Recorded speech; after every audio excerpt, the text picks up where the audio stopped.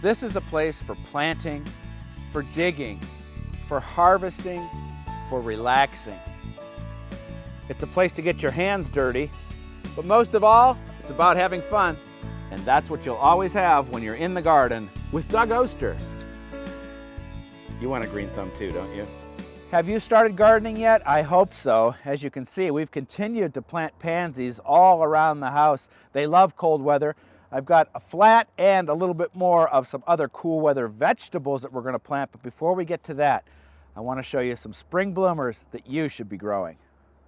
Look at the size of this Japanese Pieris. I love this plant. The deer don't like it, and it has these beautiful bell-shaped flowers blooming this early in the season that smell like honeysuckle.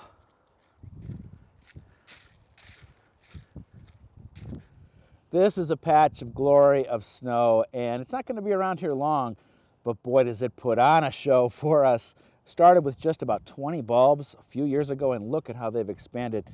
There aren't many plants that we can say are deer-proof. This is one of them. The deer are not interested in them at all, and just look at how pretty they are. I want to show you a couple other spring flowering bulbs that don't look quite as nice as these. Well, these pink hyacinths make it smell like heaven, but it certainly doesn't look like heaven. Yellow and pink, in my mind, don't go together. I could have never pre-visualized this when I planted these bulbs, but here's what I do. When people come to the garden and they look at that, I just say, I just saw it in the latest edition of the Fine Gardening magazine. And they say, oh, okay. And the next time you go to their house, it'll all be yellow and pink. Meet me in the vegetable garden. Well, there's just nothing like spring, is there? And I love seeing this. Our St. Patty's planting of peas is up. And just look at those little seeds sprouting, and it won't be long until we'll be picking. We'll be picking when normal people start planting. And speaking of planting, that's what's next. Seems like the longer I've been gardening, the more time I spend sitting down. I keep adding benches, and I'm working here sitting down. We're going to be planting, to start off with, a lettuce I was really excited to find. It's called Breen, and I wrote about it earlier in the season. A farmer is using it in their fields, and if they're using it in their fields, it's got to be great for us. And when I plant it, I'm not going to put it in a row. I'm going to stagger them so that when they get bigger, they're actually going to touch together. That's going to be a great way to be a living mulch, and there's nothing to this. This bed is all compost, and look at how light that stuff is. And we're going to start with this first plant and work our way across. One thing I love when I go to a nursery is finding some plants like this where there's more than one in each thing, and I'm just going to split these apart, and that's going to give us more plants, and that's a good thing. You know I'm cheap, right? This is a lettuce called Bambi. I've never grown it before. It's a butter crunch head, so it's going to make kind of a nice loose head, and I'm interested to see how it does. I don't think these are going to be too close together. They should form a nice carpet. This is probably the most popular lettuce out there, called black-seeded Simpson. You can't go wrong with it. Nice leaf lettuce, and these will be even a little closer together.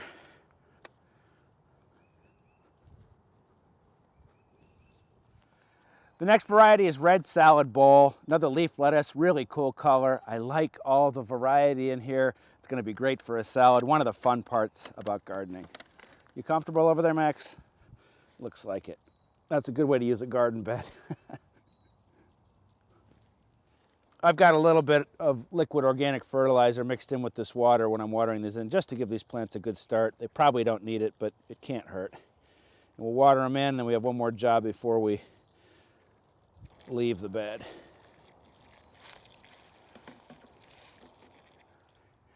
So if you're used to planting only in a frost-free season, this might seem very early to plant things, but this lettuce, there's nothing left Mother Nature has in her to stop it.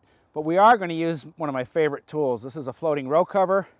It's translucent, spun-bound fabric, and I know from experience, by covering these with the floating row cover, it's going to act like a greenhouse, and they're going to be much happier.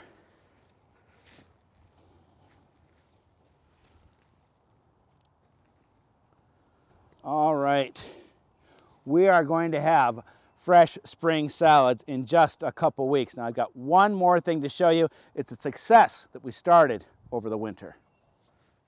Remember when we threw down some radish seeds on the frozen ground? Well, look, they've sprouted. We're going to have plenty of radishes to add to our salad. Well, spring has got to make you smile if you're a gardener, right? There's a lot to do, but just get done what you can get done. For more information about everything we talked about today, check me out online. It's also a place where you can see an homage to moss, one of my favorite things. We'll see you next week. I'm going to get these planted.